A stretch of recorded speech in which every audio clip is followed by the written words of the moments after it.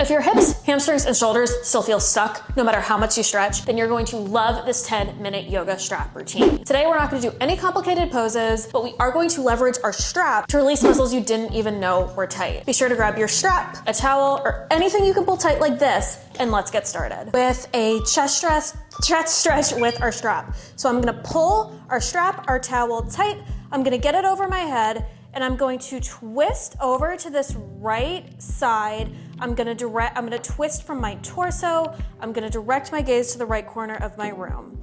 And here we're just gonna hold and find a stretch that feels good. Now, if you don't feel the stretch, there's a couple things, really important things I want you to keep in mind. First, make sure your ribs are tucked into your hips and those tailbones are planted into that mat. You don't want to be arching your back or rounding your back. If you're going up, up, up, and you start rounding your back like this, then try to just do the stretch from as high as you can get. Most important thing you can do is keep that spine in alignment, keep the tailbone on the ground. All right, next we're gonna do that same exact stretch on that left side. So we're gonna pull this strap tight, we're gonna extend it over our head without flaring our ribs or arching our back, and we're gonna rotate from that belly button off to that left side. I'm keeping my shoulders to the same height. My shoulders are also drawn down my back and together like I'm squeezing a $100 bill between them. You shouldn't feel them creep up towards those ears. If you feel those shoulders creeping up towards your ears, make a really conscious effort to draw them down that back and together.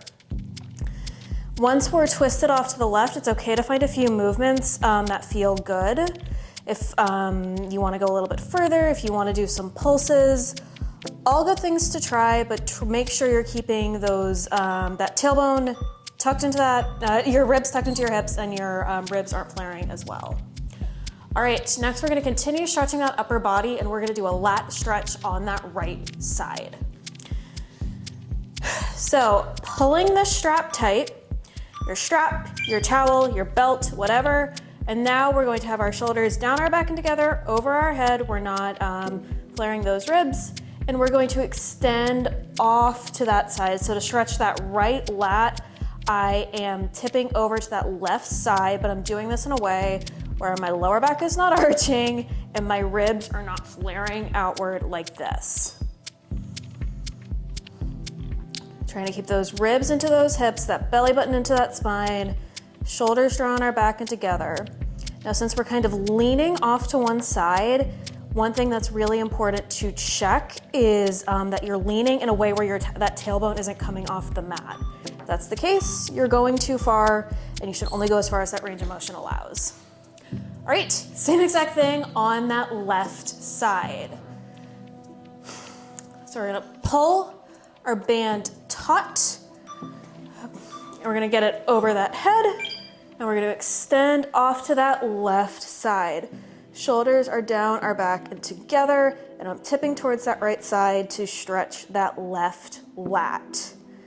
Now your lats are a huge muscle that go from your shoulders to the bottom of your ribs, and having the strap can really help give you some extra leverage stretching them, because there's so many different points of origin and insertion. And when you have something you can pull tight, where you can get a greater mechanical advantage, it's a lot easier to do than just holding your arms above that head. This is where the leverage from the strap can be a really useful advantage. All right, next we're going to lie on our back, and we're going to do a lying hamstring stretch. So, pulling our towel, our belt, our strap tight, it's gonna be around my left foot, and we're just gonna sit and hold here. I'm flexing that, I'm pressing the force of my foot into that strap, and we're just gonna hold here. We wanna keep those hips in a straight line as well. So if one hip is popping up higher than the other, that's something you want to check as well. We still wanna keep those ribs tucked into those hips. We don't want that lower back arching. And we also, even though we're pulling something tight, we still want those shoulders down our back and together.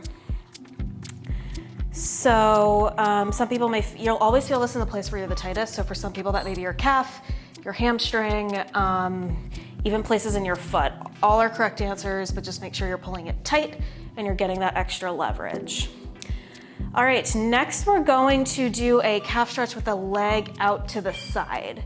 So we're gonna go from the center position and we're gonna extend it all the way out to the side to really work on that inner thigh. Now we wanna hold it here, slow and controlled. We wanna go as far as we can till we feel a stretch. When we're doing exercises like this, a stretch should feel like a good release, like you're slowly, deliberately releasing tension from a rubber band. If you feel something jerky or something painful, that's a sign you're going too far and you should limit some of that range of motion. So if you can only go here, that's fine. If you can go even further than me, also fine. And a way to make this even more intense is to get this left or right foot off the ground as well. All right, so we're gonna stay in this lying position and we got one more stretch for this left side. So now instead of putting our leg out to the side away from us, abducting it away from our body, we're going to bring it towards that right side, so towards that wall. I'm pointing my toes towards the wall and I'm pressing that foot into that strap. Trying to keep those hips in a straight line, pressing into that band, getting that additional leverage. This one is the toughest one for me. This is the deepest stretch I feel, and I really feel it in the outside of that calf and in that IT band. So a lot like our lats, some of these muscles on this posterior chain, like our hamstrings, our calf, can be really sore, and they also have a lot of those different points of origin and insertion. So ensuring we're getting them from every angle can really help unlock some of that tightness you might not otherwise get if you're only doing something straight in one direction, in one plane of movement. It's important to go in all three dimensions, all three planes of movement. So we're gonna repeat this on this opposite side. So my right foot is pressed into that strap, I'm pressing into it, and we're just gonna keep our legs straight. Hips in a straight line, shoulders down our back and together. We don't want to store a ton of extra tension while we're doing these deep stretches. We want to give ourselves an opportunity just to relax and to find a new way to get some of this tension out of this lower body. Now, this workout can be a great just standalone stretching session.